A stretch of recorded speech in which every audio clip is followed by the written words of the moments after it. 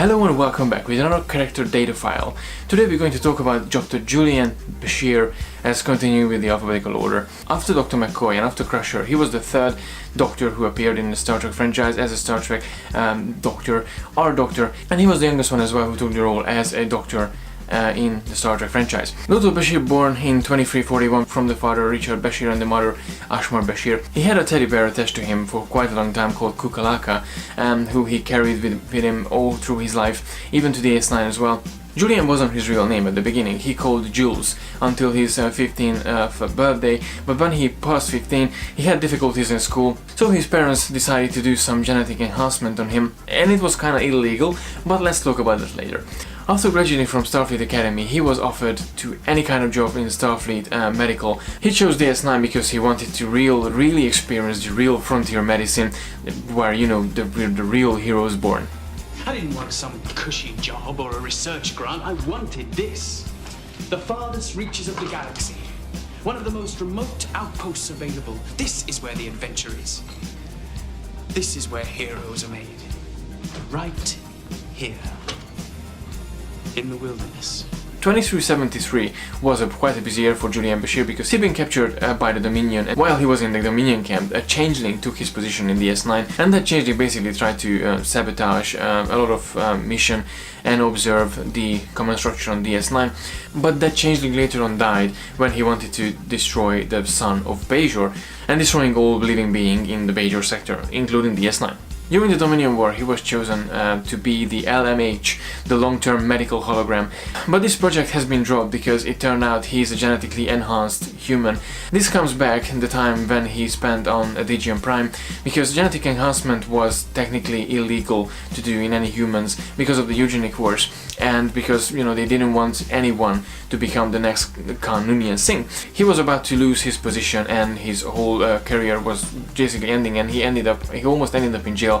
But his father took the responsibility and he went to jail instead of Julian, and Julian was able to keep his position and his medical rank in the S9. In 2374 he was also being approached by Section 31 by Luther Sloan. Section 31 is a secret organization in Starfleet that really basically no one really talks about, but it's there, and even high-rank commanders are actually participating in Section 31. This is an internal security system like an MI5, MI6, if we have to compare to something. He had a contact with Section 31 3 times overall. First when he actually been, like, say, recruited, but he didn't take the offer from Sloan, and the second time he went to Romulus in the episode Inter Arma Enim Silent Leges. In that episode he went to Romulus to a medical conference, but Sloan hinted he's about to assassinate Koval, one of the head of Tal Shiar.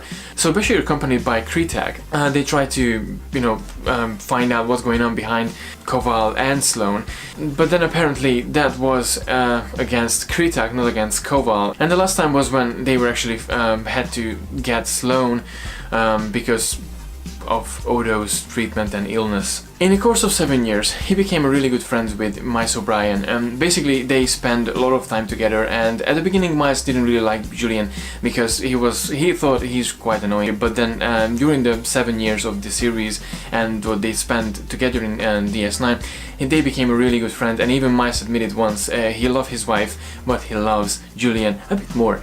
Although the two characters was really close to each other, Julian had a really good friendship with Garak as well. He was fascinated by Garak as the only Cardassian in the station, and he had a sort of spy background, so he was fascinated by that, as also he was really into spy novels, and so he became a really good friend with Garak. They had lots of lunches together, and obviously he was really keen to get to know more about Garak and to find out his secrets. So, how's the Idanian spice pudding today? How's the spice pudding? Is that all you have to say for yourself?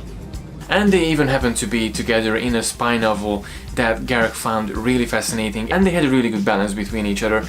So that two character was a sort of mysterious friendship that they had between, not the one that he had with Miles. In terms of friends, obviously we don't have to forget Jadzia Dax. He was really falling in love to her at the beginning of the season 1, but then when he realized, okay, they won't be able to be together, they became really good friends. He had a couple of lady friends as well, well, more of a relationship actually. He was together for a short brief year with Lita, but they broke up in Risa in a really mature Bajoran ritual. And in season 7 he finally got together with Dax, although she was Ezri, not Jadzia. There's a couple of behind the scenes information from Julian Bashir. Originally the name for Julian Bashir is supposed to be Julian Amorous, but they changed the name in the last couple of minutes just before shooting the first episode. According to Ronald D. Moore, his racial background is Sudanese and Pakistani with an English heritage. In the episode, Dr. Bashir, I presume, we figure out Dr. Bashir is a genetically enhanced human. Julian becoming a genetically enhanced human was really a last minute decision.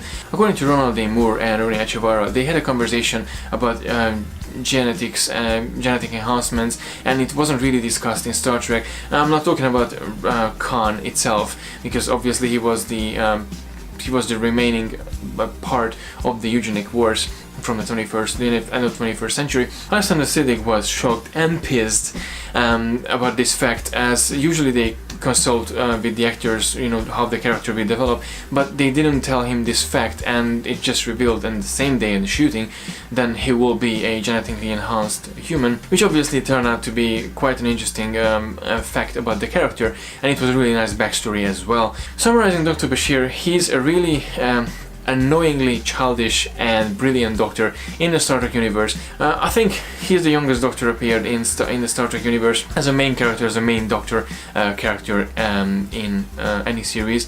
I really enjoyed watching the character development during the 7th season, and the friendship that he had with Miles O'Brien and he had with Garak. He's a really good character. I really loved him in DS9, and I kind of wish he will come back. That was a short character description about Dr. Julian Bashir. There's still a lot of things that I'm pretty sure I missed, but I don't want to go into like a half-an-hour documentary about just Julian Bashir, although I could do that. But this might give you a general idea who Julian Bashir is.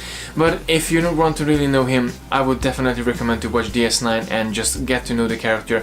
He's a fantastic bloke, he's a fantastic character, he's a really good addition to the Star Trek family, to the Star Trek franchise. Please let me know your thoughts about Bashir in the comment section below. Thank you very much for watching as always, and don't forget to like and share the video, and don't forget to subscribe to receive all the geekiness twice a week. And until next time, live long and prosper.